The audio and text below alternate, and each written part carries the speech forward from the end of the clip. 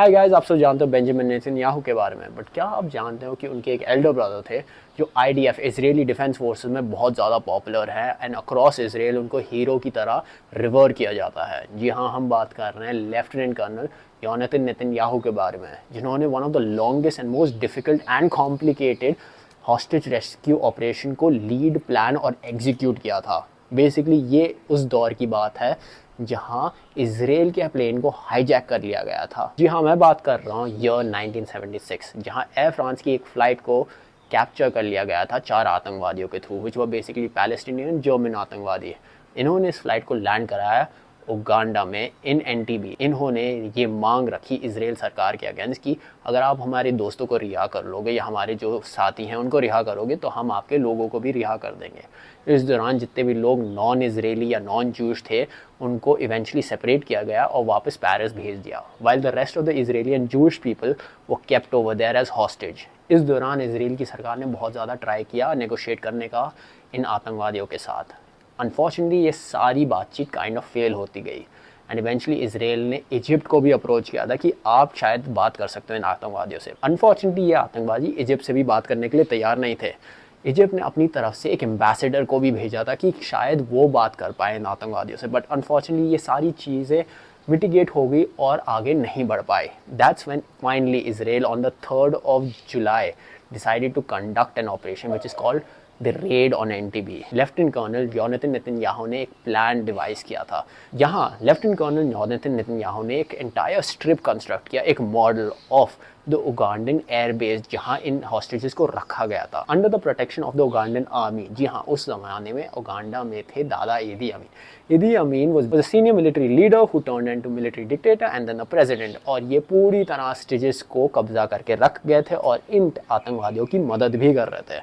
तो क्या होता है कि बेसिकली दादा ईदी अमीन ने यहाँ 45 गार्ड्स को भी असाइन कर दिया था। तो अब जो ये पूरा सिचुएशन है इसको आप बस इमेजिन करो, आप फ्लाई कर रहे हो इसराइल से to Uganda which is completely in Africa and very far of.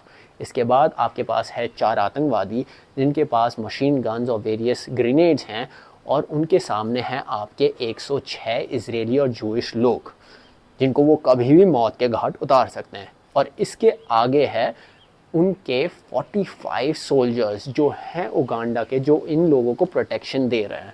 तो इतना ज़्यादा कॉम्प्लेक्स और डिस्टेंट, क्योंकि the amount of distance that these soldiers had to travel to actually rescue them made it one of the most complex and most difficult hostage rescue operation ever. But despite all this, Israel ने जो ठान लिया था and on the 3rd of July they flew from Israel. इसके साथ एक और बहुत इंपॉर्टेंट चीज़ है, because you understand the distance between Israel and Uganda.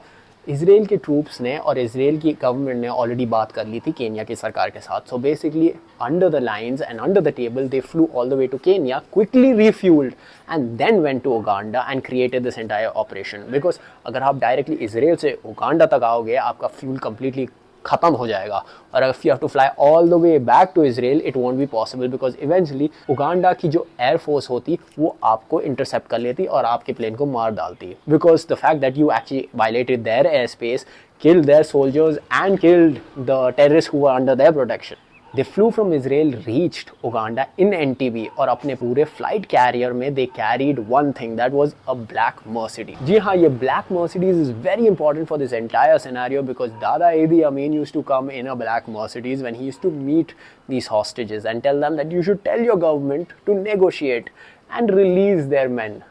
जी हाँ, ये ब्लैक मर्सिडीज़ को देखने के बाद जितने भी वो 45 सोल्जर्स थे उन्होंने ज़्यादा शक नहीं किया and they let it pass through. And जैसी ये मर्सिडीज़ पास थ्रू होती हैं इसके शीशे नीचे आते हैं and the Israeli commando storm and start killing these soldiers. After that they enter the building killing these 4 terrorists and manage to rescue all these people. Despite इतना ज़्यादा प्लानिंग के भी कुछ मासूम हॉस्टेजेस की जान चली गई थी and eventually Israel was still able to rescue 102 Israeli people and bring them back home.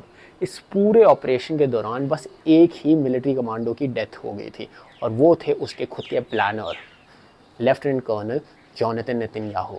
जी हाँ, he is considered a very important person who was the planner, executor and in the forefront of the entire operation, जो खुद उड़ के गए थे with his commandos, और वो commandos कोई ऐरे गहरे कमांडोज ही नहीं थे, दे वो the Israeli commandos and they were part of a very specific Israeli counter terrorist and intelligence unit which is called Sayeret Matkal, which is very important and well known for counter terrorist and intelligence gathering across the globe.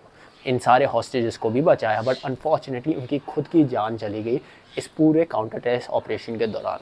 अगर आज आपको इस video के through कुछ भी नया सीखने को मिला है, please do drop a like, comment and share along with this. अगर आप चाहते हो कि मैं कोई भी स्पेसिफिक टॉपिक के बारे में रिसर्च करूं और उसके बारे में वीडियो बनाऊं, please do drop it down in the comment section below. Along with this, please do support us by subscribing to our channel and liking our videos.